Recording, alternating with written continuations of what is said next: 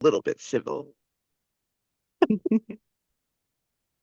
We are recording. Yay, we're here. We did it. Miss Sticky Keys. It's been a while. It has been. It has been a minute. Um, and I don't know why this silly gay hockey show possessed me to want to do this. You Um, know, but here we are. yeah, exactly. It's so funny because I really wasn't hyped up about this show. Um, Hockey fic used to. It's probably getting better, Mhm. but it used to kind of go towards the racially insensitive areas. And That's a great way. Yes. yeah, and they would go out of their way to either not have any people of color. Of course, the love interest was never a person of color, Hmm. and use the excuse of, oh, well, it's hockey. And so I just, even because, that became like a huge part of Steric for a second. And then all of them went to go write like hockey fix with actual hockey players. And I just never got into it. And so when I heard about the show, I wasn't that excited. But Hmm. of course, everyone and their mom has been like, Stacey, have you seen it? And so And I so was like, okay, you fine. you watched all th and we should get into some Yeah, introductions, but you have watched you watched all three in like one day, right? yeah. In one Okay, sitting. interesting. Interesting. And your girl Um was obsessed. yeah, and I saw your TikToks and I was cackling. So I was like, let's just jump on and talk about it. We're in the midpoint. And we'll see how many more of these we do. And I've But learned their names. That was a running thing in my TikToks. I was like, is there a Nate? Is there a Nate involved? No, I know their names now. We're good. that's Shane, funny. Ilya. Shane and Ilya. So to introduce ourselves, my name is Terrence Johnson. I am a writer at Lenoir Tour. I am a film critic, a TV critic, and I also run a podcast called Two Black Guys Talk Godzilla. And I love romance novels. And I have read Heated Rivalry. So So, do you guys talk about Monarch, we the will Apple get show? there.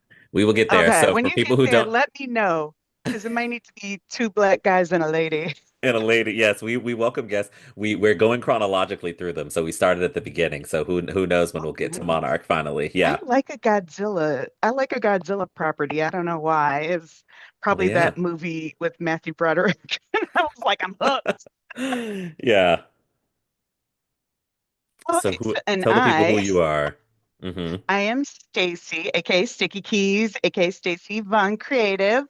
I am an entertainment journalist, host, moderator, critic, etc., etc. I be in the streets, You do. and I love to talk, and especially about things like this. So messy Yeah. gays, it's everything. Yeah. Have you read the books? No. Okay, so this is, I actually think this will be a good conversation. I did not write an agenda, which for Mhm. anybody who is familiar with the two of us, we might be here for 5 hours. We might be here for 5 hours. Oh my Um, God. because we both love to chat and we both have, I would say survived, we survived Teen Wolf Exactly. and have come out on the other Oh my side. God. And now the Someone show is said, going on Netflix, and now we're about to have to survive it again. listen. Someone was like, Teen Wolf is going to Netflix. I said, send it back. Send it back. Nobody else needs to be subjected. It's one of those things where it was such a journey, but it doesn't need to be. Like, you don't Yeah. have to experience it to get it. You just believe. Yeah, Believe the survivors. yeah, we really did survive. We both ran podcasts for it. Hmm. And I think it gave Demon me a Wolf lot cast that yes, the Demon Wolf cast. I think in it gave me Hills After Dark. a lot of perspective, particularly coming to the show and some of the conversations that I'm intrigued to have with you about Oh yeah. this because it's very, I think a lot of this. a lot of discourse around this show is brought in by the fact that this feels like a lot of people's fandom, Mm, okay. first fandom experience. And not that they aren't fans of other things, Yeah, yeah, yeah. because as we can talk about with the couple that's currently behind me, Skip is very much adapted from fan fiction about other characters, but I think in the way people are talking about it. So yeah, Heated Rivalry, first three episodes have come out. Um, Well, before you go, that's actually a really interesting point. I was yeah. thinking about this the other day because someone was like, "Oh my God, I haven't seen anything that steamy ever." Blah blah blah, and I was thinking back to Queer as Folk, and I was like, "Was Queer as Folk steamy or was it the '90s?" You know, I was trying to figure out like, I mean, I'm sure it was I steamy, think it was especially for steamy. queer content, Oh yeah. but this kind of took that up another level, which is great, right? Well, You know, it's yeah, fine. But and to that, and obviously this is people who are watching this have probably seen the show, but like if you haven't seen the show, it's about two. The main storyline is about two rival hockey players who, have a secret, which is that they've been hooking up for years. Um, and the and yeah, that's their journey, and that without realizing that they're sort of falling in love for each other. Um, mhm, I think one of the things about the show that sort of popularized it and what made it really catch on like wildfire, I think, in a way that we weren't used to, is the sort of sexual content. Um, mhm, and I think that mind you, the first two episodes of this came out Thanksgiving, on Thanksgiving, mhm. or the day right around Thanksgiving. So, um, in the grand experience of many people, I was back at home having to turn the volume down. Oops. It's always I'll watch something like I'll go home and see my dad, and I'll put something on and he is going to walk in during the most violent or the most sexual moment. And Mhm, it's like you had this entire 2 hours to walk in the room, and this is what you want to walk into. Yeah, but I think exactly. obviously one of the things that's really caught on is like this relationship, the sexual relationship between Shane and Ilya really takes up the majority of the oxygen of the conversation about the first two episodes, and a little less so with episode three. And it was really interesting to see the reaction because, like, on the one hand, it is very brave is not the word I want to use, but very like this is a Canadian show, a tiny little Canadian show that happened to get picked up by HBO, which I think has really helped. And I Mhm, think that in Canada, and places outside the US just have a different relation to sexual content than we do here in the United States, right? So, right. like, this to me is not as crazy and steamy as it might be to other people just because I've seen a lot. And like I Mhm, compared it to something like Fellow Travelers, which came out, I think, right. last year. And it's like, if you got through Fellow Travelers, which was way more sort of like Well, it was steamy emotionally, and sad.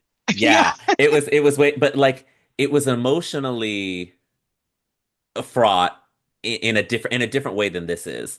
And so, on the one hand, I was like thrilled that we're getting, these two queer characters getting to get it in, and that's not like an impediment to the story. And then on the other hand, I've also been like, oh, it's interesting. Like, I wonder, have you heard of this book called Icebreaker, Hannah Mhm. Grace?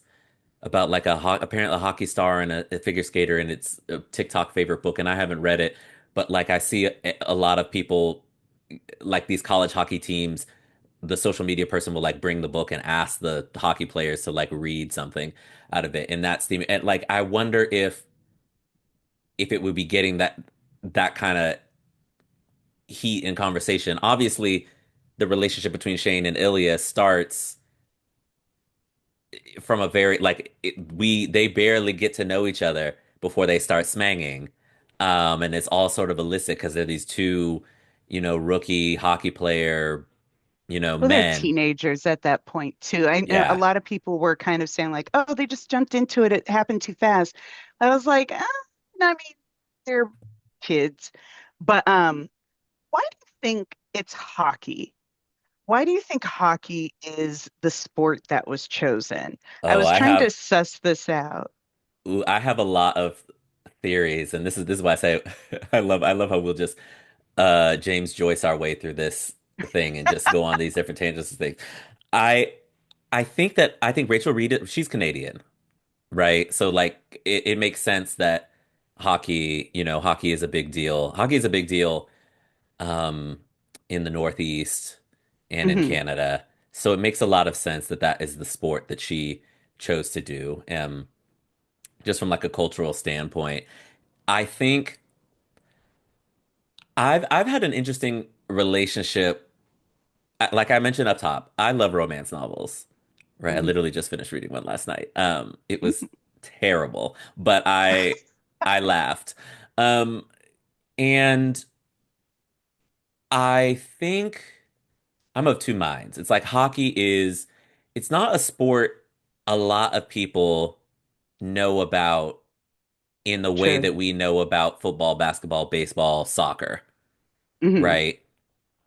And so there's like a lot of ground to do like what this show is doing, which is an issue I had with the book. I haven't quite had it yet because I want to give this show more episodes. But one of my Hmm. issues with the books was like how the hockey and their like hockey careers are like incorporated into this thing. Um, Right. so it's like a sport not a lot of people know about. It is a very physically demanding, but also like technical sport, right? So Hmm. it's like these big bruisers, they hit each other, they can fight, but they're also on, ice skates, skating around, trying to get a tiny little puck into a goal past a dude wearing a bunch of things. Um, and then there is the third thing, I love that description. Yes. which is the third thing, and I felt this uh is that it's a very white sport. Mm-hmm. Yeah. And so it's like it's blown up a lot in these last like 2 years, the sport and the books. And I think part of that is like not white supremacy, not white supremacy, but part of it is that it's a very white sport, which is why it's so interesting that Shane Hollander is half Asian. Right. Um, and the show has done some stuff with it, but one of my big issues with the book Hmm. was that it felt like it was there for convenience. It's very interesting to see the reactions and the response. I love watching like the YouTube reactions of these episodes afterwards. Hmm. And there were some people that were like, oh, they're just doing the token thing, especially when he was like, you're the next Tiger Woods or the next Serena Williams. And they're like, but then there are some people like, oh my God, that's so impressive. And it's like, yes, I want you to think that and have that be like your original thought instead of just, finding someone white to kind of compare them to. But on the Hmm. other hand, it's like, is this ploy for tokenism working then, and so Yeah. it's hard to kind of find like my middle ground, which is again why I don't do it. I think that that can be cool, and some of the reactions have been really like sincerely excited kind of about it, but then I'm like, was it enough? So that's Yeah, what I was like, I that's don't really do audiobooks. I'm intrigued to see because we're at the halfway point. I'm intrigued to see how much more they're gonna address it, right? Like in the books, I really do feel like the moments where Shane's race comes into the picture sort of happen in the beginning when it's like, oh, he's this, Asian Canadian star. And Mhm. then like in moments where Ilya is talking about how beautiful he thinks he is and is like, oh, well, it must be your mother, right? And things like that. And Yeah. it never feels concrete. And I think that they sprinkled it in a way that I think is a nice change. Jacob Tierney, the showrunner, has sort of added in these little wrinkles. Um, but Well, they keep like, saying, oh, oh go ahead. yeah, Yeah.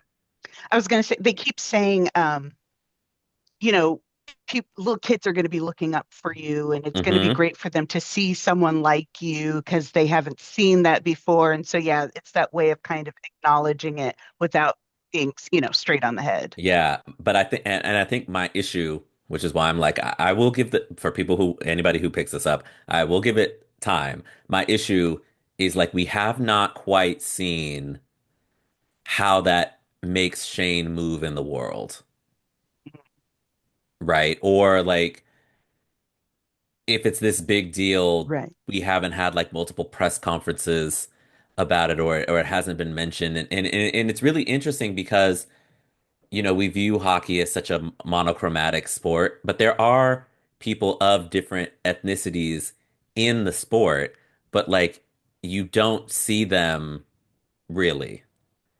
Like Right. the one I remember a lot growing up was Jerome McGinley. He played for the Calgary Flames. Mhm. Um, and there is a black guy on the San Jose Sharks who I should probably know because that is the hockey team that if I have were to support one, I'd do that sort of Bay Area team. Mhm. But it's interesting. It's one of the few things I'm looking forward to seeing how they're going to dress because I'm I want to give this show and the fans some credit for like picking up and dealing with nuances. Mhm. There's like a tremendous discourse right now around the show about media literacy and what people are paying attention to. Mm. And so I do want Right. to give people credit for being like, oh, that like I can hold on to that single comment that his mom made and see how that affects how he's moving through or knowing that that's affecting him. Right. I just think that seeing it might be more rewarding. So I'm intrigued to see how much more of that, if any, we'll get in these coming episodes. I think right now they are leaning towards the personal responsibility angle. And I think that when we talk Mm, about his interactions with Ilya, they're coming from an idea of I'm supposed to be responsible, I'm supposed to be the one, I'm the dream, etc. Not necessarily just because of his culture, his ethnicity, race, etc., but because of who he is and his position and that kind of stuff. So I feel hmm. like they're kind of interweaving it with a few different things and letting that be the driving force to some of his decisions or lack thereof. Yeah, and I think that Hudson is doing a good job of playing Shane. He's a lot more vulnerable in the show than I remember him being in the books. Like Mm, just a lot in a but in a way that feels realistic. And right, but I do think it's one of the challenges of that character and having to play that character because he's not. We aren't seeing him do like a bunch of interviews about being Asian, right? right. And that informing it. But I do see where you're coming from in terms of like you see him have these conversations and he feels the weight, but Well, we you don't know, see him having a lot of interviews about anything. And yeah, that's kind of one of the things about Shane is he's like hit it and quit it, like, oh, how'd the game go? It was great. How do you think yeah. about this other player? They're great too. Can we go? He's And like Derek Jeter, exactly. which I think for people who What a I'm a big comparison. Yankees fan. So Derek Jeter, shortstop for the Yankees, won 5 World Series, right? Iconic, all-time great baseball player. And he is just was notorious for giving these like, oh well, we didn't win. We just got to be better tomorrow. Just boilerplate corporate interviews. Right. And but that like helping the stardom, you know. He Yeah. also he dated a lot of eligible bachelorettes during his time. Hmm. So it's like it's very interesting, to think of Shane in that mold. Whereas I think Ilya in the first 2 episodes, I think they've done a lot with Ilya in a way that I'm actually kind of shook that they did. Um, Right. Same. Yeah. like And taking we'll a talk about that more, but yeah. yeah. So yeah, it's been intriguing to watch Shane's journey and particularly as it relates to race and how they aren't touching it. The other thing I found interesting in dealing with Shane, and I wrote this in my review of the first two episodes, I'm struggling a little bit. I struggled a little bit in the first two episodes and with the book. Even though I think the book is very funny and I had a good time reading it. Um, I think that the show, and it's why I think episode three was so brilliant, particularly when they did what they did in episode, Hmm. like choosing to make episode three a sort of stop down episode to talk about another character, I think was really smart because I think the show is doing a good job of being like, here's two dudes who connect sexually. There's a little Dom sub in there, but like we're not shading and or degrading what anybody wants to do in the bedroom. And at the same time, I think the reality of used to be straight hockey player suddenly decides to start bottoming, Well, no, you know. so this is one thing I actually think they did do well. I don't know Oh, interesting. if it was in the book, but when he was like, "Oh, I got a thing," and he's like, "What do you mean So, a but thing?" that's to go back to when that is a criticism I have actually, because I Oh, love really? that moment. No, I love that moment. And Hmm. this is why I said getting into the nuance. I think the show, I'll come back to this, but I think the show is doing a really good job of like adapting this material and making it into a different thing than the books was. And like not they're very close. They're very close, but they're making I thought it was a missed opportunity to show us Shane trying to figure that out, right? Not to say that we need to see him trying to use it, but like the idea of Shane, and there's like a lot of humor in the awkwardness around sex that I think this show gets, right? It gets Yeah. the steamy and it also gets the humor. And so I felt like it was a missed opportunity to have this dude like us not see a scene of him trying to like buy a dildo, right? And maybe if it was in a flashback, but I like the idea of it already being solidified because it's not I was straight and now I'm gay. Hmm. I've always kind of had this thing in the back of my head. I've always been Well, curious, but yes. I never had a chance to act on it. And even then, I never had words to put behind it. Like, because Hmm. Shane is never going to say he's gay. There's lots of conversations that he needs to have in this show that he is just not ready for. He's not Yeah. at that point, which again, why adding the skip of it all is so brilliant because it Yes. acts as a wonderful, like a distorted mirror, a funhouse mirror to their relationship. Yeah. I just think what I like about this show is that it's like inviting me to have these criticisms Hmm. and to dig into the nuances in a way that I think a lot of things that sometimes pertain to romance don't. And I know a lot of people see criticism online and they think it's like people hating on stuff. And it's like, I love that this is sparking these conversations because, like, I do think with Shane, I think there's a lot of greatness in having this story proceed where it's like, okay, he decides to bottom. He really likes it. Ilya is really good at sex. They're having great sex.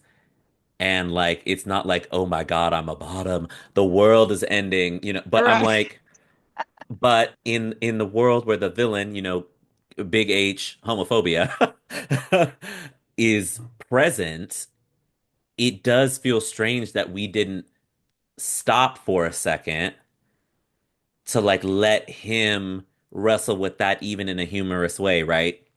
I was talking to my roommate about this as I was like, oh, it would be funny for him to like go online and like be like, okay, I want to buy a dildo, and then like look at different sizes and shapes and creatures and weird and just be like, what in the hell is all of this? Or like he orders one and he like runs to the post office to pick up the package and brings it back, and you're like, why did he do that for? And then we could still get the humor. So it's like it is really interesting to have Shane.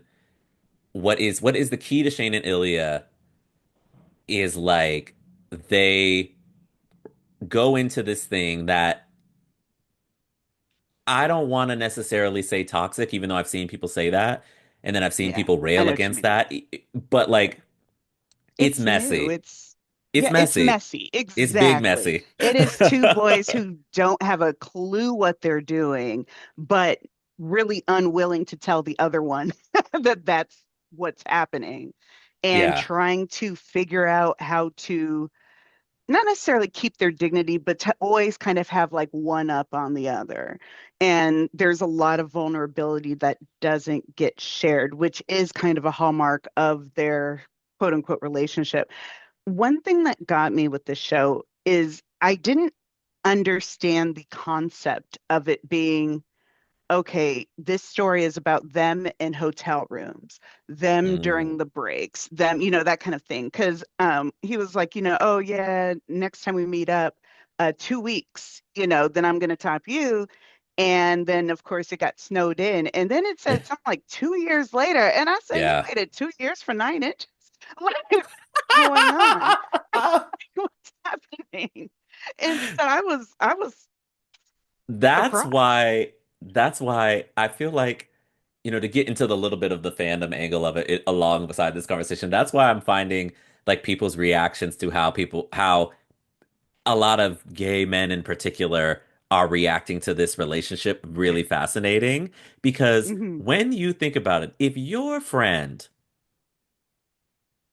is like, the rival that I've had in public, we have been having sex off and on over a period of 2 years, and like that's it. It's like like But not even uh that, like, I'm your team captain. I am, hmm the golden child. And also, I have a black dildo that I'm the star, it's wild. You know, yeah, um, it starts off big messy because they are two characters who are entering into it with mess, and they also are terrible at communicating. Like absolutely, exactly. which is what intrigued me about the change in the Vegas bathroom scene. Um from the books, where, like I said, Mm. Shane felt a little more vulnerable in that moment. And I have to tell you, when I was reading this book, I was cussing these dudes out. I was like, y'all got to stand up. This is pathetic. It's big mess, big time mess, Hmm. right? In a way that I'm like, but I'm going on the journey and I'm enjoying this. But I'm like, so it's interesting to see the change in the bathroom scene because Shane is like, that's one of the few times where he's actually, forthright. He's like, Right. you didn't talk to me for For like six 6 months. months Yeah. and now you're coming in here trying to be suave. Like, what do you want from me? And he gets much more emotional in a way that I think Hudson does really well because I think it brings a little more humanity to it than it is necessarily on the page. And the thing about it on the page is Rachel Reed has written that sequence from Ilya's perspective. It's on her website, so you can sort of see. Mm. But Hmm. like, it's interesting. You get that like these two dudes, they're texting and they're fun, and you see him be like, "Oh, we didn't even kiss," and he's like, "Oh, damn, I might actually have more feelings for this guy." But it's like they haven't.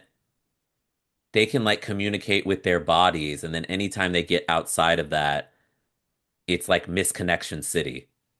You know what? This show is very interesting because it doesn't necessarily turn tropes on their head or anything, but Hmm. it does find a new angle. You get to kind of see them from another direction. And so what I mean by that is like, enemies to lovers all day, every day. However, this isn't really enemies to lovers. Like they're rivals, but they Yeah, respect each other at, it's rivals the to end of the lovers. day. Yeah. Yeah. And I think that that kind of dichotomy adds something to the story because it gives us stakes. It gives Hmm. us tension and, that kind of thing. And when we see their attraction kind of come together.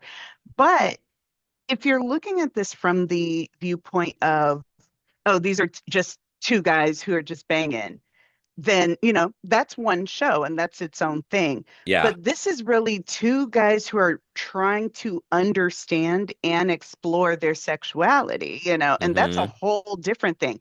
I don't think for a moment that Shane did any research with the dildo. I think he went in the sex shop as a gag. He grabbed it and ran or hid it, Yeah. or probably stole it and ran home. And he was just like, this is what I got. This is what we're Yeah. using. And that I Because believe, yeah, I 100% believe that. I also would have liked to seen that. yeah. Oh yeah, 100%. Yeah. I mean, there's still time. But I I love the idea of him just being cuss, just like being so close where he's like, you know, oh, well, I'm not gay, it's just you. And you're like, sir, like, okay, who else would it There's be? some juicy stuff coming up for you Well, that I won't spoil here I can't because wait. When if you we want, talk about, yeah. oh yeah, when that fight between Scott and Shane on the ice, I was like, that was something that didn't need to be a fight. If someone else, I saw this article, they're like, oh, Scott wasn't clocking him. And I was like, Scott was 1,000% clocking him. Scott But was yeah, has been clocking Shane and Ilya. He clocked Shane and Ilya in the first two episodes Jump Street. every He single said, yeah, time. boy. He said, "What about Where's your your boy? boy?" And then when he saw the reaction, he was like, "Oh." And especially when you get to Scott's episode, you could Oh, see just like he's like, "Ooh." And then when Ilya comes by and says the room number, he's like that's why what I do you think say? he mentioned specifically, he's like, "Oh, I'm staying in the room next door." Yep. It's like he was like, I "I was want like, you." don't play with me. I was like, don't play with me. Don't play in my face.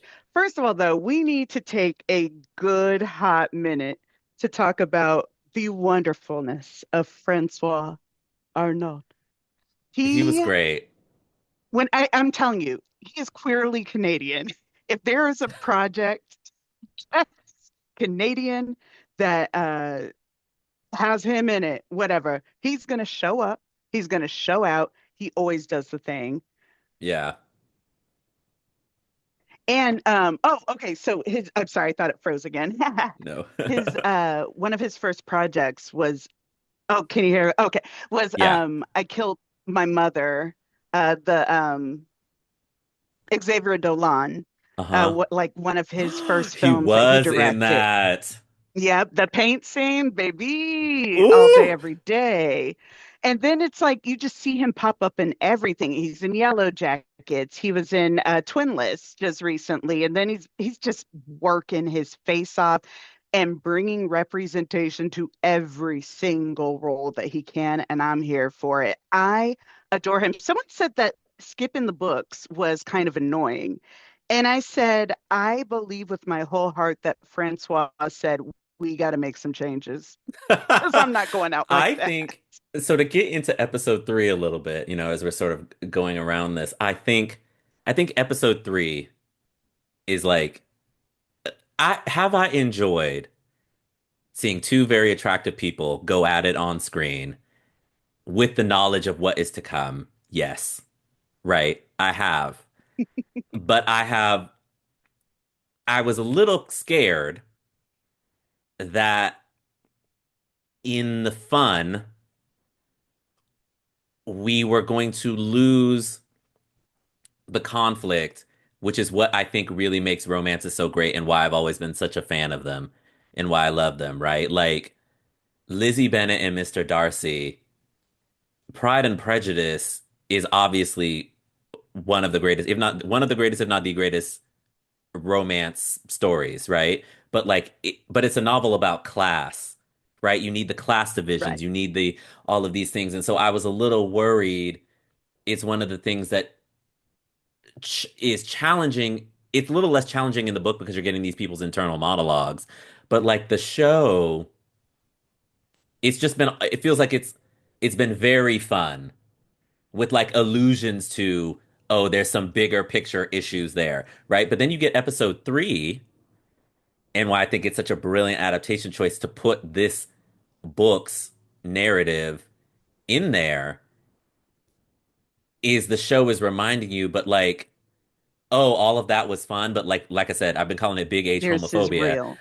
Th this is real. Like a lot of people have criticisms about how much hockey or how little hockey or how much of real life or how much of the hotel, right? All of these things. And I think it was a good grounding episode to be like, this is what, even if Ilya and Shane work out, this is what is waiting for them, Right. right?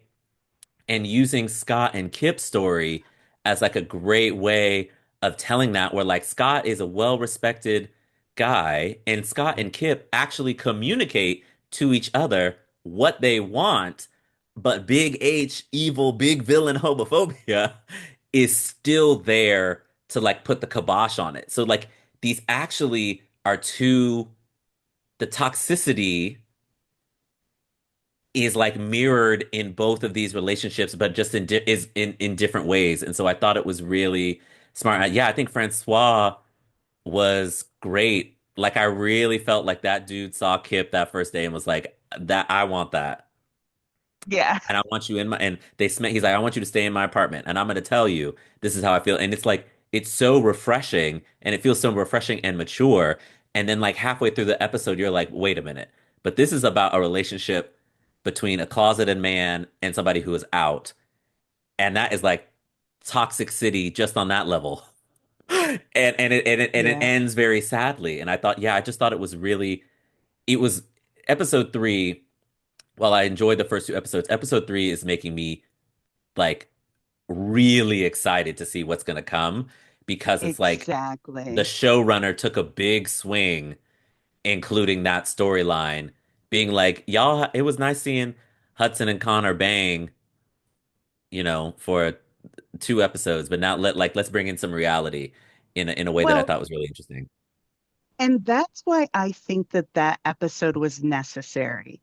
Hmm. I think I kind of said it during my little recaps, but I said there's an idea of being closeted as a being closeted without context, and Yeah, then kind of being closeted as like a sign of the times.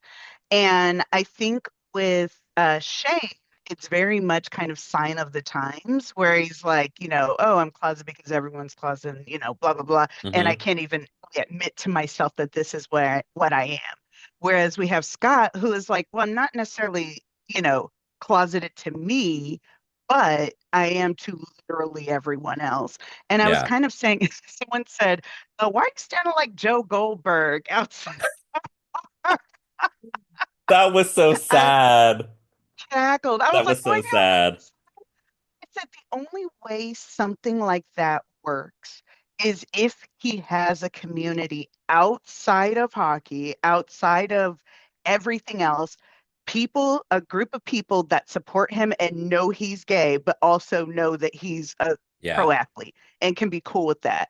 I was like, you have to have that and he doesn't. because, and he doesn't, but it's purposeful, he Yep. thinks he can't have that. And I think the whole thing with Kip was almost an experiment, like, oh, maybe I can have this. Maybe this will work. But I think one of the first things that really made it go, that was really a sign of the times was when they went to the art gallery. And Oof. then a little bit later, he says, I have a surprise for you in the closet. I was expecting one of those pieces. I thought one of those pieces So the art was good. So interesting. when it was a tuxedo, it was like, oh, here's a mask that you can use so that we can Hmm. be out in public without anyone knowing, versus here is something that I know that you love, that that you have expressed to me that you're passionate about. And so Hmm. he's just still not ready. He considers his teammates to be his family. And Yep. I love that they showed the part of all the players coming back in. He was like, okay, I love you, blah, blah, blah. I love you. I love you. I love you. And knowing 1000% he means it. He means Yeah. it to his core, but doesn't think that it will be returned if he Mm. shows who he truly is. And that's Ooh, where big H homophobia rears Big its ugly H, head. the villain of the whole piece. And I that's why episode 3, like, I was like, Jacob, you know what? The first two out, because listen, heading in, I said, Jacob, I will watch this whole show. I have read the books, I know where we're going, but like, you got to give me something. Right? Like I love silly things. I love silly romance. But like the Yeah. thing that makes them is the conflict. It is the journey. It is the characterizations. And I felt like the first two episodes, particularly like we talked about Shane's race, and I had felt sort of the same with the homophobia. It's getting a little like in the fun of Shane and Ilya, we're missing like the broader picture. And I like that he broadened us back out with this episode. And it's Yeah. really interesting to see Scott, because I mean, I'm a big sports fan. I don't know if you are, but Yeah. like there have been two out gay football players. Or I think Mm. Michael Sam was the first one, but Hmm. I think he was bisexual, but he was dating a man and He it was a got me black guy. he was a black guy. And this And was around like yeah, 2012, 12. 2013. It was So around the time of this around the show. time of the And I show. was thinking about that. Yeah. So it's a really good for people who don't know, if you just happen to come across this, I really urge you to go look at Michael Sam's story and like understand the like landscape of what these current characters are living in to just enrich the story, right? I think it will enrich Shane and Ilya's illicitness of the fact that they're doing all of this hooking up, right? Because he was like the defensive player of the year in the SEC, which is like the SEC at this point in time was tops in college football. He was on a great team. And like I don't think he ever really got the fair shake that he deserved I think he given his got drafted, what, accolades. to the Panthers? Was it to the Yeah, and Panthers? he It got was, drafted like third or fourth round, which is crazy for the defensive player of the year. If you are the top yeah. defender in this conference, like you're thinking you're going like top five, right? At least in the first round. And then we had Carl Nassib, who played on the Raiders, which is a team that I occasionally root for. And he was out at a time where John Gruden, the head coach, got caught up in an email scandal where he was saying all of these slurs about black people and gay people, and it was a Yep. mess. And but like that's two dudes in the most Yeah. masculine of masculine sports, at least here in America, in the United States, and like their careers. Carl Nassib isn't in the league anymore. Michael Hmm. Sam never really got the fair shake, and so Right. it's really I love that the storyline is in there to, this is great and wonderful, and we want our characters to be together. But like, I think the show needed to needed to have that episode to remind people what these characters are actually up against and to make it more Well, also meaningful, what they're working towards. You know what I mean? Hmm. Like when it comes to the relationship of it all, because we're calling what's happening between Shane and Ilya a relationship, but really it's just not. It can't be. They're too far apart, too long. They don't Yeah. communicate well. They just get together and hook up. And while we are seeing that the feelings are growing, because they do have a lot of things in common that they can understand again, Yes. and respect each other about, They're that they what I can kind of call come together with. they're equally yoked is what I call Yes, is what I call them. Yeah, equally yoked. exactly. And so um, I feel like that this was a way of being like, here's a way that they could be, but we're going to see if that's their story or if this is just going to be, the skip story. I um I really loved that episode. I thought it was so Hmm. good. And like literally I was like, I want a whole series of them. But that's definitely more my speed because I said I know I'm in the minority. I was like, I'm not big on like the messy, messy, messy. Sometimes I just want to see something cute and sweet. You want everything to Yeah. go your way. But and again, with the idea of not necessarily turning tropes on its head, but sometimes just, massaging them a little, maybe Yep. push them out the way. Because that episode had me stressed. It had me stressed from the opening scene to the end credits. I was like, Scott, what you going? I thought he was gonna leave money on the table for you to like get out. And like there are just so many different places where it just could have blown up. And Yeah. I love that what took it down wasn't this huge dramatic thing, but it was just them finally facing the realities. When Scott Hmm. said, "Oh, in a couple of years, maybe." Baby. Yeah. I was like, well, like Shane may wait 2 years for 9 inches, but like ain't doing all that. And also you shouldn't be doing. Oh my God. And the girlfriend, what's her name? Elena, the Elena? friend, Elena. Marie? Is it Elena? Okay. Elena. Um, I love, so I sometimes get a little iffy when they have the firefly, the flame dame, the fruit fly. That's like, I'm going to take him over because that's my baby and I'm going to take Uh-huh. care of him. I'm going to make sure that you treat him right. But what I loved about what she did was asking Kip, what's your plan? It's like, because I'm Hmm. going to be the one that has to pick up the pieces, baby. And I'm fine doing that. You're my homie. I love you. But how do I prepare for this, essentially? Yep. And then when she was dancing with Scott, she said, he deserves the world. And then she said, and so do you. Yeah. That And so do you really that's the sealed it. piece that, woof, that's the piece I don't think he's heard. And he doesn't know what to do with that. Because you remember, at the beginning of that scene, he comes up to the table. He's like, oh, nice to see you again, or nice to meet, or Yeah. whatever. And I'm just like, Scotty, my boy.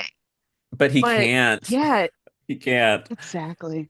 But then that again, that is the curse of homophobia. That Oh, is big the curse H. of honestly just depression. It's about isolation. It's about getting Hmm. you to a point where you have pushed everyone else away.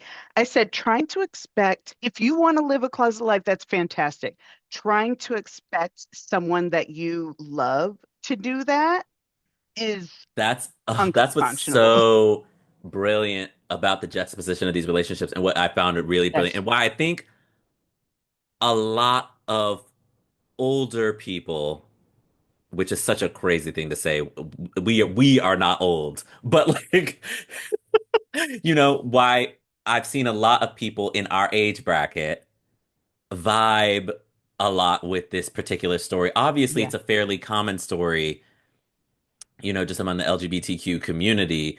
But like what is so powerful about it is like Scott and Kip have the hallmarks of everything you expect in a happy relationship. Hmm. They communicate extremely well. It's like I was talking to my roommate about this. I was like, this is the battle between over communication and miscommunication, right? The Right. miscommunication trope, Ilya and Shane are miscommunication city. And Hmm. especially with what I think is coming up in the fourth episode, you gonna be stressed. Okay. um, Oof. all I say for fans is like tuna melt. That's all you need to know. But like Oh no. miscommunication city, and like Scott and Kip are like over communication city. They are. Scott is like, I want you bad. I've never brought anybody back here. I've never felt like this before. That I I want to see don't you. do this. I don't do this. I want to see you in my home. I'm really enjoying, right? And then you get to and he is clear. This is my plan. This would be my plan, right? Yeah. Is to wait a couple years, but you just and Kip eventually, right? That's the toxicity, that's the evil that's just sitting there that they're ignoring. Hmm. The elephant in the room that grows bigger and bigger and bigger until he invites him to the birthday party. And Scott is like, it would be like just on the surface, right? It would be weird for me to show up to your birthday party and not have everybody in that room figure it out, right? You've already told me But that Elena knows, but also just like he just feels like he can't, and Kip is like, well, he told well, all of them I no. can't, yeah, but it's like I can't it's why, verify, I guess. yeah, it's why I think the episode is so brilliant because they both communicate their wants and desires, and that is the thing that breaks them up. Well, here's the other thing that's so interesting to me because he's like, "Oh, it'd be weird if I came," but I was like, he works at your smoothie shop. He would, congratulate, you could just be friends, and it doesn't have to be like a whole thing. But knowing that he could never have enough chill to go Yeah, in there and just pretend that he's his friend. Like he they are c- going to be making eyes at each other. He's going to be he touching couldn't her. do the art gallery, which and Yeah. it's so fascinating I'm because like, he could have been a designer. I think about all of the like times I've gone places with people, and it's like it's never like if me and my roommate go somewhere, it's never going to be that, right? Right. Like, and we're two dudes, and we will go do things, right? Yeah. It's never going to be that. But he's like so big H is just weighing him down Yeah. so much, and especially when you get the speech at the end where he's talking about like how important hockey was to him, like they are his essentially his teammates are his family, and you brought up, Yeah. sort of the thing, and it's like really fascinating. So yeah, it's like they're over communicating. He is so upfront. He is upfront in a way a lot of closeted people probably are not. It reminds me of a bit of that Kristen Stewart Christmas movie. I don't know if you remember that. Yes. Um, Yeah. well, I I think think about that Mackenzie all the Davis, time. that movie. I wanted Kristen Stewart to run off with Aubrey Plaza in that movie because I just could not believe Mackenzie Davis's character was doing all I that she could was not. doing. But it was like essentially Kristen Stewart is like, okay, we're meeting your family. They don't know that you're gay. You haven't told them. And now I'm here, but you still want to have me here and up in these rooms and in these places. And I'm dealing with your family, and it's all awkward and messy and foolish. And it ends very foolishly, and they should not have stayed together at the end of that. Right. But they weren't being upfront with each other. And at least here, like I said, Scott has a plan, and it sounds good to him. But it is a tall ask to ask somebody to essentially wait 3 years to love you Yeah. in the way Openly that they in a want to way. love you and be loved in Yeah. the way that they want to love, right?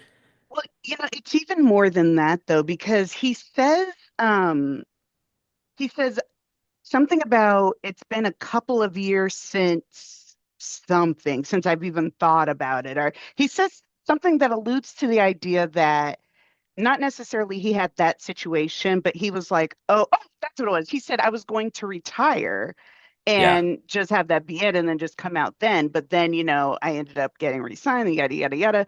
And so I'm like, the issue isn't so much 2 years. The issue is you get to those 2 years, and then what? Are you going to say, well, Hmm. another year? Well, another 6 months? Well, I have to do this. I have to do that, and just keep kicking that can down the street. Yeah. And that's what Kip just you know, can't abide. He's got places to go and people to see. And it just, yeah, Going to grad school. it was, it was really, I'm really even more thrilled about where the show is going to go. I know what's coming down the pike. So, but I'm thrilled that the show took such a like it is a big ask to be like that couple that you like that you really enjoyed and you watched the show, you won't see them I'm going to together put for them on two the back weeks. burner. Yeah. Right? We and me and you have lived the life of, we brought up that Raggedy Werewolf show of like they leaned into Steric so heavily in the marketing, and then they spent two scenes together across 24 hours worth of television, right? So we The trauma. Yes. we have lived this, so it is a really big swing, and so I'm intrigued. I'm intrigued for Shane and Ilya's relationship. I'm I'm excited for people like you who don't know where it's going to Well, hopefully get to here's, experience everything as spoil free as you can, because one of my hmm big I was so compelled by the annoyance. I made a TikTok, and I barely use TikTok, at right, least for myself, of like people having criticisms of Shane and Ilya as characters. right. Mhm. and being like, oh, well, you don't know about X, Y, and Z. And it's like, yeah, they don't know about X, Y, and Z. They didn't read the book Right. and they shouldn't have to read the book. And I think it's like an interesting fandom conversation to have because we both have lived in fandoms and we still do to, whatever extent that we do now. But it was like I was fascinated because it was like if you didn't have book knowledge, you like the media literacy portion of this media literacy conversation, like the media literacy that you have is that you know what happens, Mhm. right? It's like Right, it's right. it's very fun being a smug book reader, right? It's very fun. Believe me, I've lived the life and will continue to. It's very fun to be a smug book reader, but I think like collectively we could all do a better job of like letting people go on the journey with the characters and not like spoiling plot points because You're trying to it's defend your fave. yeah, and it's in that moment where I'm like, do you view these people as characters or are these just paper dolls that you like to that have been smashed together, right? And so You know, I'm excited for you to go on a journey because I know there's I can't wait to talk to you when some stuff I know is coming down the pike is coming down the pike. You're all gonna have right. something really interesting. But yeah. I will say, well, one thing that has nothing to do with anything, but it's in my head. I got to get it out. Excellent dick hiding throughout this whole thing. The D is hidden flawless Oh, through all these. it's one of the things. There A was lot of people were one was dragging the Hollywood Reporter for talking about how staged the sex scenes were, and when I watched, I was like, I'm not gonna fully go to Hollywood Reporter level, but I was cackling when like the like the leg is artfully just or the arm is placed just so. at one point, Kip takes the end of the sheet and raises it up just enough. I said, better be creative. Yes, it's really funny. It's really funny. That and in those Oh, moments I'm I like, love oh, it. it's I think they're doing a good job, but it's some of that I'm like, oh, this is big time funny. Like you're holding when he was giving him a blowjob in the beginning, it was like you're holding his leg at such an angle so that you can look like you're doing the act, but we're not going to see anything from Hudson and we're not going to see anything from you. Right. It is really funny. Yeah, there's a lot more smanging to come. Well, there was also the shower scene when Oh uh yeah. That Ilya starts doing this, but then he's like,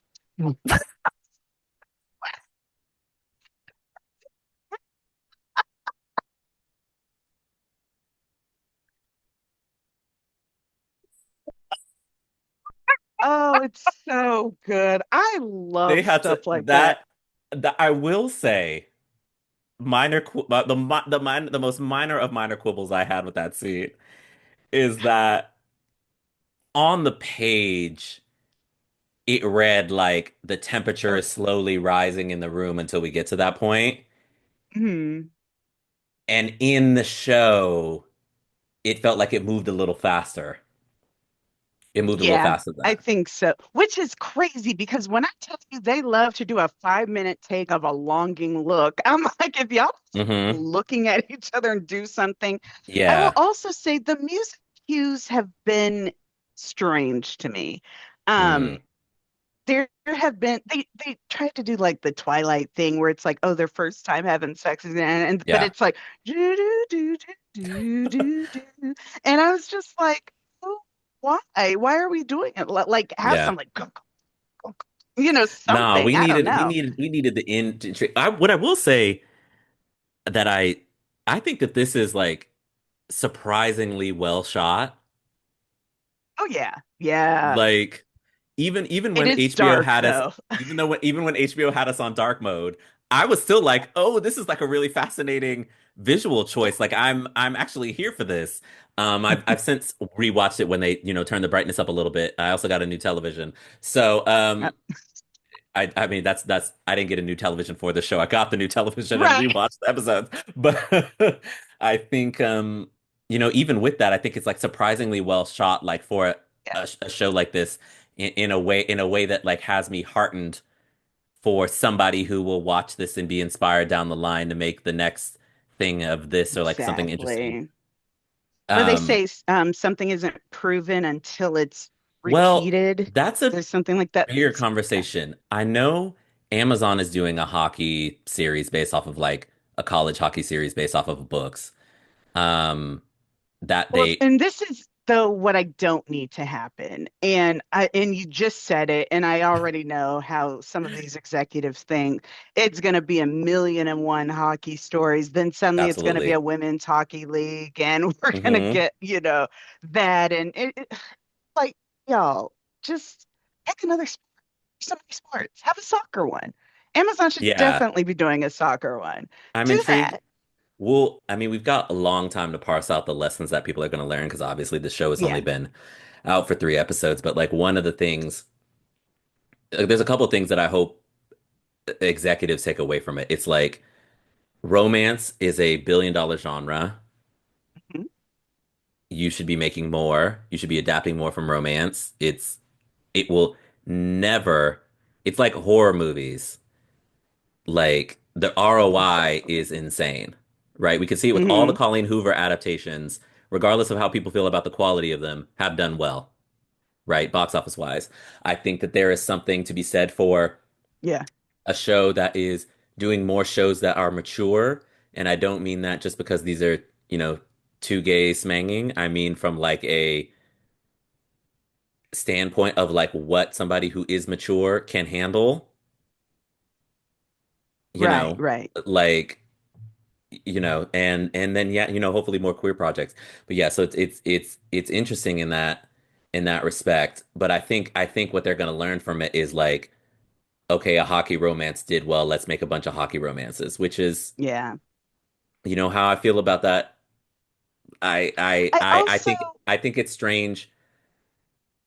I like I said, it's not white supremacy, but there's like I feel like there's some sort of like light insidiousness about yeah, how popular it's gotten in a way that yeah, I don't think, and I'll say we as somebody who reads romance interrogate enough, right. right? Like, Well, I think it's one of those things where it's like you just kind of know, but yeah, it is subtle, but it's loudly subtle. It's a thing hmm where if you don't say anything about it, then people can just go on about their business and enjoy it and pretend like it's nothing. But the moment you bring any attention to it, that's hmm when all the hackles start going up. And so, yeah, yeah, there is something to that, and I'm hoping for the best. But what I'm really hoping actually for this series, because Shane and Ilya do have things that they really need to contend with on a personal level. And that is Shane trying to figure out how to interact with his teammates and how to get close to them without kind of revealing himself. And then hmm also having to like manage his mom, et cetera, et cetera.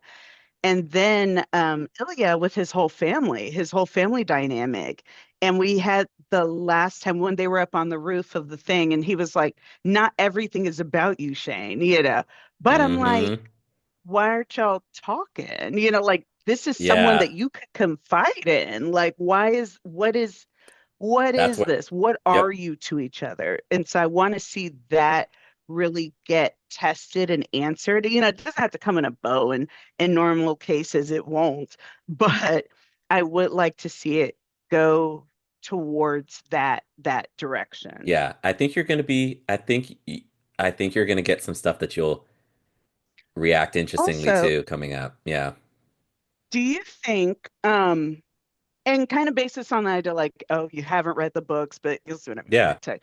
So a show like this, we have Skip, and it ends on a sad note, but there's hope. You Mhm. know that Kip is just crazy about him, and if only he would come out. So really, he only has one thing he needs to do, essentially. Yeah. We know that Shane is on this journey. normally they'd be like, oh, now he's going to mentor him and, show Hmm. him the way and all that stuff. But I don't see that happening here. And even if they were to like, if one of them was to come out publicly, I don't see the other one, confiding in them or going to them or anything like that. I'm really interested to see what that relationship is going to be. Because what we've seen is it's been Scott has been the one who reaches out. He's the one like, oh, do you want to do shots? And oh, let me Yeah. tease you a little bit about Ilya and da da da da da. And He Scott hit is him with a just fucking like, haymaker on the ice. He said, "If I'm not happy, ain't nobody gonna be happy up in this bitch." He said, "You're starting to sound like him, ho." that took But me yes, down. I said, if y'all want clock then I don't know what to tell you. yeah. And Shane deserved that. I know everybody's like, "How could you say that to my little baby Oh Shane?" yeah, yeah. Um, and people, but Shane deserved that. Well, because Scott didn't deserve that. Scott doesn't Yeah, know like what he's doing, all that mess, what he's going through, and it's like you can't blame someone for something they literally don't know. yeah. He just knows that he's sounding like this rival that he has, and he's like, "Well, you're starting to sound like him." And he just, I mean, I think Scott is well aware that something is up with them. But yeah, I think Something is happening, right? what you're hinting at, I think is interesting. There are lots of ways, even with the knowledge of where the show is going to go. Um, there are lots, and even the writer has said that he's stuck really close to the plot line, and for the most part, they have. Hmm. There are lots of ways that the show can deviate or change or do something interesting. I think what I think is the most fascinating and why I want to stress on every platform that I can to like let people go on this journey Yeah, is that like Shane, what I think is so fascinating about Shane and Ilya, and what is so interesting about how popular Heated Rivalry got as a book, is like typically in romance, you do the feelings, then you get to the sex, then you get more feelings, you break up, and then you come back together, right? right. And in this story, we start with the sex. Do So, you like, feel that that was to kind of combat the heteronormativity claims? Because we get that a lot with gay romances where they're like, well, they yeah, basically just took it and made it a gay couple. I think Rachel has talked about in the writing of the books how like she was just not sure if this story would be that popular because of that. Because like I said, in Rome, like I read this book was terrible. It was like a she's all that, but it was between two dudes and it was foolish as hell. And like they got together fairly quick, which really annoyed me. But like the story was they meet, they become friends, they start having sexual feelings, and they have sex. This is like their rivals, they start banging immediately. Like when you read the prologue of the book is them having already established a sexual relationship, having sex. Like within the Hmm. first 15 pages, they're having sex. And then you jump back to where the show kicked off, which is when Got they it. meet as teenagers, right? So it's like really interesting to show that, and they're not friends, right? So it's like it's like it essentially the thing that's growing is the love versus like building towards, this thing is sexual chemistry. So it is really interesting. And you've got two younger dudes who just can't communicate, right? And you see what I think the show has done a good job, and what I will give the people who say media literacy, these people aren't watching with their full brains on. I think the show does a good subtle job of showing you that they try barely, but they do try, right? Hmm. They meet in Vegas. Shane Ilya yells at Shane after Shane is like, "Oh, it must be great to go home," and he's like, "Not everything is about you, Hollander," right? So you You're see that right. the next time they're in Vegas and they've had this sex scene where Ilya says something that I would find unforgivable, but which we'll get back to. It's one of the things that it pisses me off in the book. It pisses me off now, but at least. Shane is like trying to like tiptoe around what he's doing during the summer. So it's like Shane Mm, has heard Ilya at one point, like in that argument, he was like, "Oh, Ilya doesn't necessarily want to go home." So he's asking him about, is he doing something else? Right? right. He's trying to stay away from that. So they do try, but it's like barely because they can't admit who they are to themselves or what they are, to They each other, also, or just like, or even just have this, it feels like it would take 100 years before they got to any conversation of emotional truth right. like the first one Scott and Kip had, you Right. know. And so, yeah, the thing that Ilya says that's unforgivable to me, this is just Terrence Johnson speaking. If we're engaging in sexy times and me and you are rivals in a particular thing, and you have reached the championship of that thing that I have Say the, not gotten, and you say, so if you reach the championship level, right? If I'm a hockey player and the person I'm smanging is also a hockey player and they've won the Stanley Cup and we're about to have sex, right? And we're doing all this and it's a little light, it's light dom sub stuff. And you say, "Do you want to know how it feels holding the cup?" I'm packing my shit and getting out of the hotel. I cannot, I cannot. It's the thing that made me say to Shane, stand up the most. I could not believe Shane allowed that to happen. Me, I would have left. I'm sorry. You could have potentially brought me back, but that is crazy. But I think that they've had enough back and forth where one was on top, the other was on top, and yes, but professionally speaking. But yeah, that was very it's funny. I part was of like, oh, my thing with I as a I've heard a lot of people talk about they like this book because they don't need to know a lot about hockey in order to read it, which I think mhm, is good in some respects. But as somebody, I'm not the biggest hockey fan, but like with a cursory knowledge of hockey and like an even bigger knowledge of sports, I'm like that. I get why the characters are doing that. It just right. is so difficult for like these two career-minded rookies, right? Shane, what we have seen on the show is that Ilya has has family, messed up family, but has a family, right? Hmm. Has Svetlana, who I adore Svetlana. The women in the show are really fun. Um, Yeah. And I like they and found a black Russian girl. yeah, and I forgot what the hell that the coach's Sasha? son was. Sasha, yeah, Sasha. right. So, and Shane, we have not seen in a romantic situation with anybody. Yeah.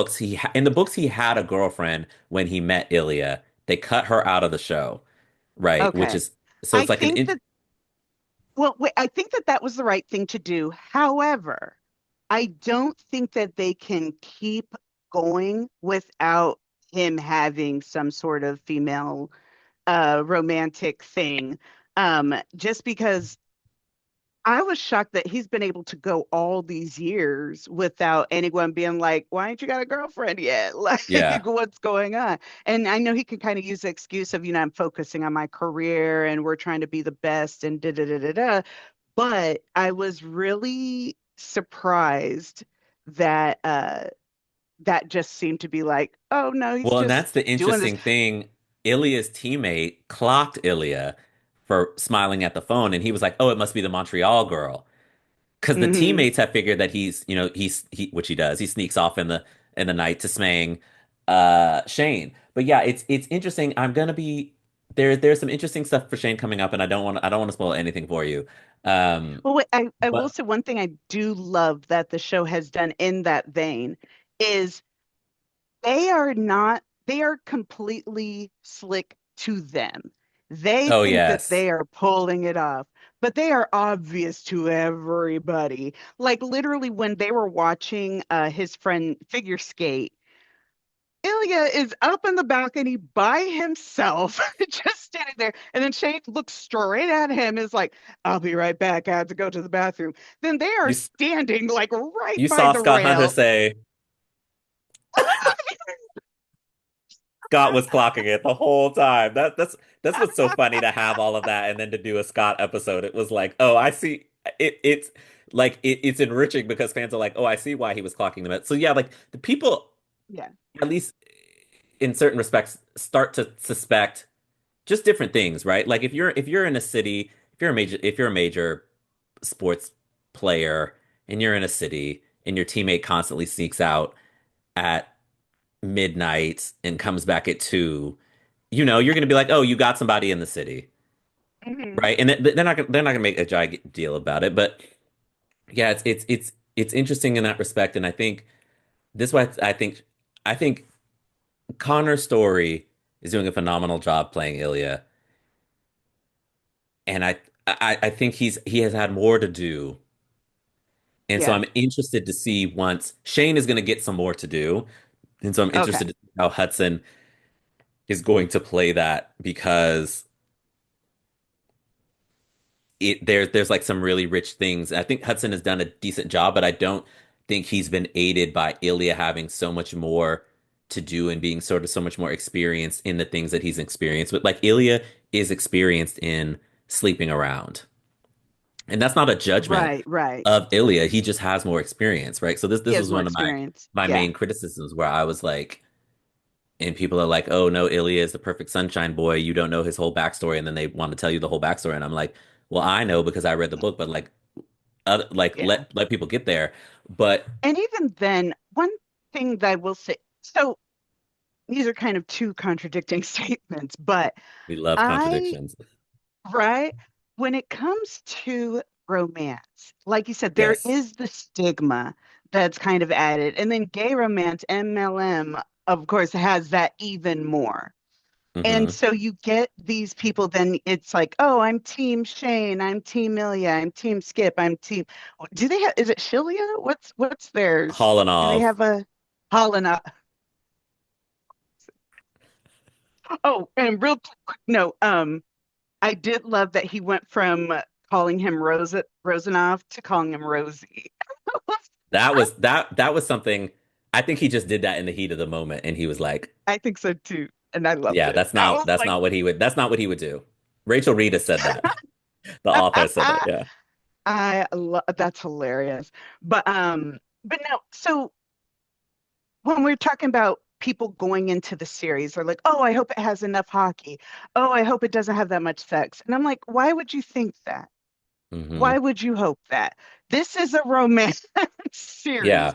At its core, it is romance. If it has a lot of hockey, good, bully for you, but that's gravy. That's chocolate sauce on top of an already wonderful sundae. Hmm. So the idea that they have to have, kind of have to abide by these little rules, I think ends up making it so because one of the reasons the third episode was so important is because really the first two episodes were bang and shbang, and Yeah. that's fun and it's a lot of fun, but without context, without stakes, without something to ground it, it just is like, okay, and it can get a little repetitive. And so now they have a chance to kind of come back and really dive into the story, and Yeah. you can still keep the, smutty content, but now it's like we have to stretch these characters Yeah. out. And I think that when people kind of get into the thing of like, oh, it's just a romance novel, then they put these weird little boundaries on it where it's like, oh, well, they can't do that because and it's like, no, give them the space, give them the time, let them actually be able to tell the story. Because ultimately, what it comes down to is passion. We Hmm. know that the creators of this series are passionate about it. They love it. They are invested in it.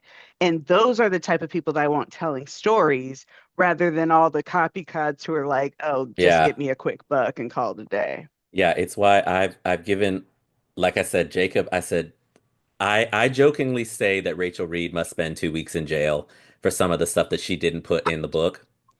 And I still do feel that way. Not a mean jail, like a Yeah. county, like a Like small a town Martha county Stewart jail. cupcake. Yeah. Yeah. Yeah, like Yeah. that. But just there are some things, there are a couple of things that, if we do another one of these or however many of these we do, or like, or when we have meet in person and we talk about it, I will get very specific once the show is over But I will say I that I can't think wait. Jacob Tierney with having these three episodes has done a really good job of like table setting for the plot and the story that's going to come, and That's a also perfect way to put it too. I yeah, love that and but table also setting. not shying away because I think what I was concerned about with this show, and not even for the show, but just for like general conversation, I feel Right. like there's anytime we have something with gay characters and they're having sex, we all know sex sells, but like the sex becomes the thing. And that was a lot of people's reasoning for picking up the show, right? And that's fine, Hmm. right? I'm not even passing like a major judgment on that, but it can feel like people see that as like the only redeeming quality or the only thing that's worthwhile. So when you get a Scott and Hunter episode and they Well, do have sex, but that's not the main thing that's dominating that storyline, I was like, "Oh, I'm right. really intrigued to see how people will view the show now going forward or just dealing with it." And I don't even think that they did too much that they had too much sex in the first two episodes. But like I pointed out a couple Honestly, places yeah. here or there where I'm like, oh, but like the character stuff, right? And I didn't want necessarily the show's whole being to be about sex because it can sometimes feel like the reason why that is because it's two gay characters and not just because they're engaging in sex, right? Well, It's I like this think because otherness, this weird like this other thing, and so it like both allows the humanity and denies the humanity at the same time. But luckily, that's sort of tapered off in a way that I think is really good. like I like the mixture of both. And it's so funny when reading fanfic, I had a hard rule. I was like, I will not read anything below an E, maybe a hard M. No, And I'm with you. because I'm I'm with like, you there. I'm with you there. right, because I know that these Steric writers are going to drag me through the mud, scrape me on the little washing machine thing, hang Yep. me out to dry, wring me out, and I'm going to be ruined. And I'm like, if I'm going to do all that, you better have some schmexy schmecks in there too. Like, I need an award for my trauma. And I Yeah. feel like this show does that in a really exciting way where it's like, all right, we're gonna put you through some stuff and to kind of give you like a little mea culpa, a little thank you, here you Hmm. go. So I'm like, okay, Yeah. cool, thank Yeah, you. it's just, I think it's a little bit of like we don't get we don't get I don't know if we what I'm torn because like I have seen things, right? I have seen things. So like the concept of everybody being like, "Oh my God, they're really hunching" in episode one, and I'm like, okay, I mean, yeah, they are. Wait, okay. I was so the way that they edited these sex scenes was so funny, but specifically the one where Shane Bottoms first. Because okay, first of all, Rosie is like oh, he You says go, face the bed or turn around or something, flip over. And I yeah, was like, and then it's like having this conversation, he's doing something with his hand, but I'm like, okay, whatever. girl, But um, you know it, what's it happening. reminded me so much of it reminded me so much of Red, White, and Royal Blue, where Hmm. I guess the person was like, I want you to know the exact moment of insertion. It's like we got that thing, and then we got the necklace with the thing Yeah. dangling. I was like, I don't take that off. But no, um, so you're like, oh, okay, I was like, oh, he's going like face to face first time. Okay, legs akimbo, let's go. And they start doing that, and then they like switch positions. I was like, oh, okay, a little position switch. Hmm. And then the next scene was like, bam, I've had my quibbles with the sort of cutting to black to like speed up the thing or to move us to a new space, but that one I was like, okay, yeah, I think it's interesting. Like I said, I've seen things, right? Like I've watched Fellow Travelers. Mhm. I've watched foreign movies, I've watched USA movies, I've watched True Blood, like I've seen things to where I'm like I'm not shocked by it. And so I'm like it's fascinating to be in this place where people are shocked, but I also like the fact that people are shocked because it should Mhm. shock you that they're doing all of this because one of the things with this relationship is like it feels like that's all they do. So you do need it, and that has to be essential. It would be silly to cut to Yeah. black, right? Mhm. And we're telling the story through this intimacy. And then, but at the same time, I'm also like, if this was like a story between a man and a woman and they were doing all of that, Yeah. you know, obviously it would be shocking, The but cutting edge, I don't think it basically. would, right? Like the last sort of shocking sexual thing that happened between a man and a woman that I think really took over the internet was when Lawrence smanged the bank teller on Insecure. Really? So it's funny I because mean, I like was like like, we were all like, yeah, right? Because they were getting it in, but like that was such. It wasn't just that they were smanging. It was like the buildup of those characters that got us to that point, right? And here, the you don't get, context. Yeah. yeah, you don't get much buildup. Um, and so yeah, it's gonna be interesting to see how they navigate some of that stuff going forward, what will change and shift. But yeah, I I'm happy that people get to be titillated by television. Hmm. But I also want it to not feel as though like the titillation solely stems from the fact that it's like two men getting it in. Well, You one know? thing, so there's been an interesting byproduct of all of this, and I'm really interested to see where it goes. But Dylan Carano, I'm not Dylan. What's his name? It's this Italian gentleman. He basically had the clip that was like women who want to watch men, be with other men like they're the best ever and they're the reasons we have gay rights. It was very silly. But Yeah. there's so many more people in the comments talking about like girls don't want boyfriends. Girls want boyfriends who have boyfriends, and then they can all be girlfriend and boyfriend. There's this thing of trying to get men to open up by any means necessary at this point, and showing vulnerability, showing some sort of thing that they're not emotionally constipated. And I feel like it is becoming a thing that more women are really kind of flocking to and kind of, Mm-hmm. getting the most of. And so I find because a lot of the women I know were been like, give us more, baby. Like we need Yeah. to see it. I need to show my boyfriend and I need to tell him that this is where I want him. And it's like there's a very interesting thing happening with that. Yeah. I mean, And it's a so I big, think that well, yeah, I you're was going you're to say, right. Go as ahead. much as you get the people who do kind of fetishize it or who are just kind of like one track about it, I think you also have the other spectrum where people are legitimately learning things about themselves and Yeah. really getting another view of something that they had no idea Which I think about. is great. And it gets to a larger conversation about obviously romance is a genre that's dominated by female writers and a female Hmm. audience.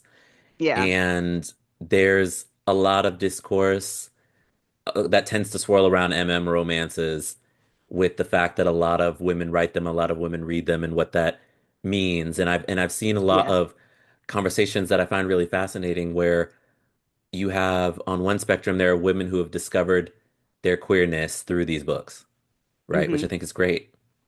You have women who are like, oh, romance gives me the opportunity to like experience a romance in a safer way or a different way because misogyny is not present, Right. right? It's not a man and a woman, and that a lot of the female characters aren't written well. To which I say this all sounds like a plea for the people who are writing straight romances to wake the fuck up and get in the booth and do better. Exactly. and at the same time there's a conversation about like the lived experience, right? So I think the show is allowing for the best of both worlds, right? A female writer who I believe herself is bi, um, and a gay showrunner, right? Hmm. So it's like you've got all these perspectives, but it is really fascinating. I've wrestled with myself about it, where Yeah. um, it's like a really fascinating conversation. I wrestled with myself about it just because it's like there's such a there's such a a wealth of experience is the wrong word, but there's something so interesting about like women being able to explore sexuality and romance and sex in that way that like I find it really fascinating. And I'm like, oh, that's really interesting. I would have never thought about it like that, obviously, because I'm not a woman. Well, I And at the know same straight time, women. but like and at the same time, it's like the thing about this show, which is why I think I enjoyed Shane and Ilya. I cussed them out a lot because I'm like, just stand up and Hmm. have some self-respect because I wouldn't tolerate half of the stuff. If I was Shane, I would not tolerate half of the stuff that Ilya does. Not because Ilya is a bad person, just because me as a person Yeah. would not tolerate that, right? But at the same time, I'm like, but I also wouldn't tolerate Scott, what Kip told Scott. I'd be like, no, I'm not going to be here for 4 years, right? Yeah. So it's like really, but that's like my experiences as a man, that's sort of coming into play there, and I think that it's really fascinating. Everybody can tell these different stories, but I think it's like a really interesting thing. Like I do think that the buzz around this show and sex sells, right? Like we mentioned, but the buzz Hmm. around it is not just like they're having sex on every corner and it's like straight couples, it's two men. Like that brings another element. There's like another element of otherness there, of weirdness, of strangeness, of things Right. that, society. So you talked about heteronormativity a little earlier and how like did we necessarily feel like what she was doing? I don't think what she was doing was like in response to that, but it sort of sits in conversation with those types of Right. things. Yeah. Um, I know a lot of women who, are self-proclaimed heterosexual and they will only watch queer porn. It'll either be lesbian or gay. And it is That's because the interesting. dynamic between men and women, especially in porn, is usually done for the male gaze because those Hmm. are the biggest buyers. And Yep. unfortunately, what it's usually at the of the women. She's like, I just got sick of seeing these women just kind of like treated this way and, made to act this way and that kind of stuff. And she's like, so I don't watch it anymore. I watch, these other things. I was like, okay, cool. But, um, but yeah, I think that there are so many conversations that a show in general and a show that has just like a primary het couple would not be able to spark in the way that this show has. The fact Hmm. that it has a showrunner, that it has a queer writer, um, that it has gay couples as the main couples. And a lot of people don't Yeah. understand how important that is. The idea that you are on this kind of show and you have not one but two gay couples and they're not Yeah. couples who are like related to each other. They don't go out to brunch every weekend, that kind of thing.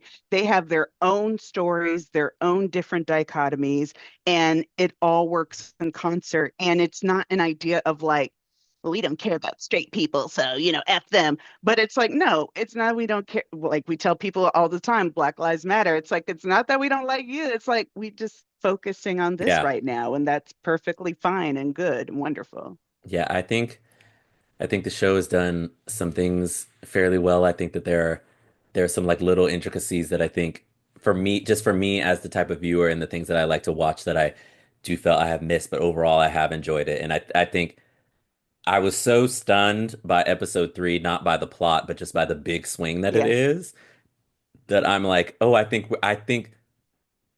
the show we're was gonna gonna be all land the right. plane. I think the show was gonna land the plane because that's a and he's talked about it, right? Like that's a bold It's move, a man. risk. Yeah.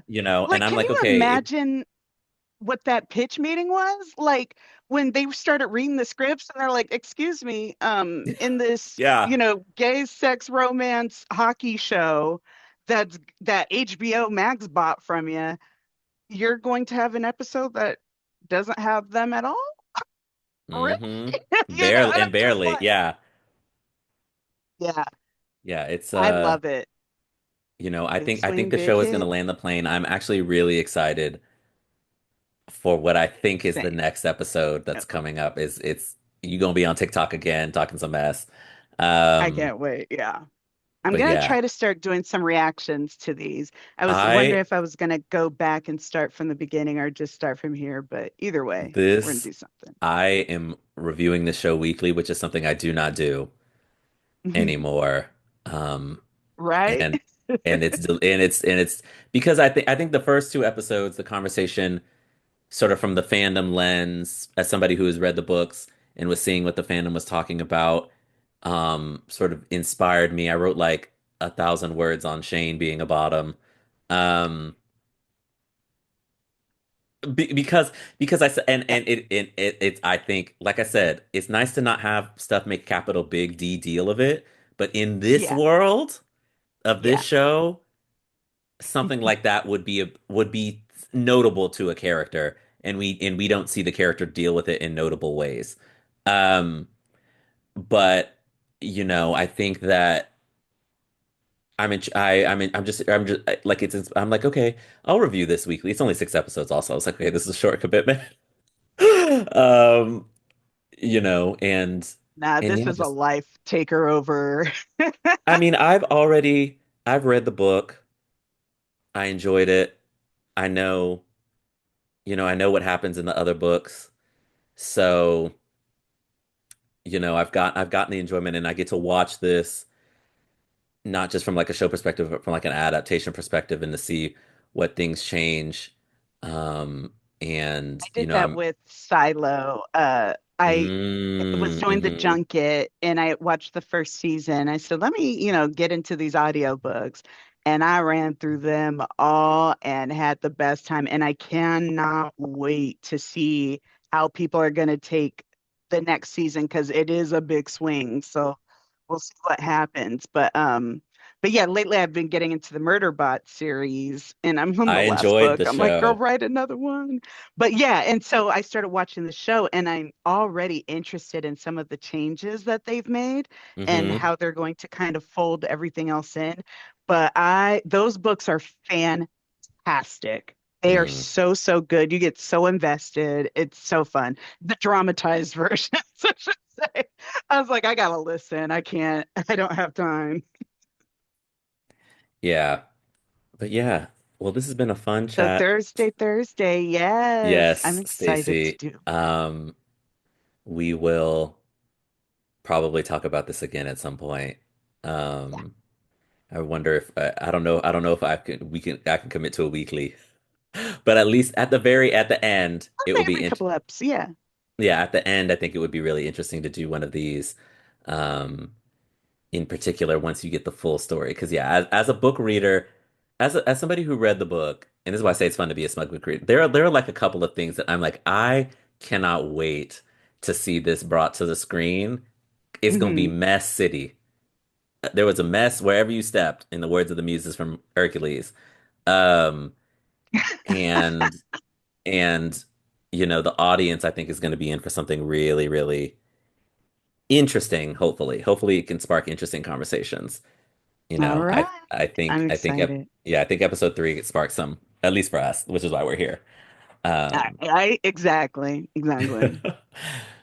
And listen, shout we out to Dylan Joseph Wright. He, like, I literally had made a video and he said it almost word for word, but just on his own yeah, about Skip being Skip supremacy and why that was such a good episode and why they're a really good couple. And I was like, yeah, yeah, I it's like this.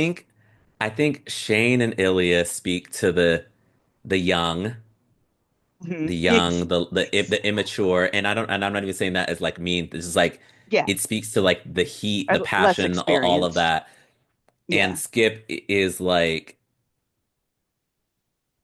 is much more aligned to like how people, a lot more people can relate to I'm out, but my partner isn't, or what it means to come out in that sort of dynamic versus, you know, I have a fuck buddy who I meet every so often, but I'm Right. actually having feelings for. And I would Right, just like to tell anybody in that position to know your worth. baby. Yeah. Whatever, Get a if proximity meter. if your worth is I want to continue this relationship, that's good too. That's your worth. If your worth is 2 years for 9 inches, go off. Be you.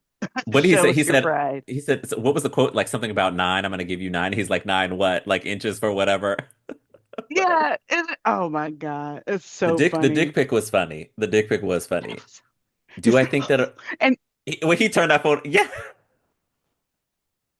Hudson, so you are not subtle. But yeah. Oh. Well, And okay. that was what does WAG mean? Wives and girlfriends. And girlfriends. There we go. I knew it was something, but I was thinking WOG, which is like, I don't know. It's messy. But okay, yes. And then also, before we go, Terrence, on our parting note, can Yes. you please tell me what a hat trick is? A hat trick is when a player scores 3 goals in a game. Why? Why is it called Because that? what happens is people like tend to throw their hats.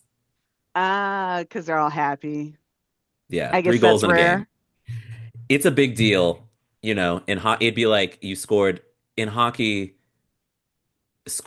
winning a game 1-0 is a lot, right? So Okay. if you Yeah. scored 3 goals, that's a big deal. It's the same in soccer, right? It Hmm. uses soccer in that way. So yeah. Awesome. Okay. Thank you very much. Yeah, no I now problem. feel ready to go into the next episode. All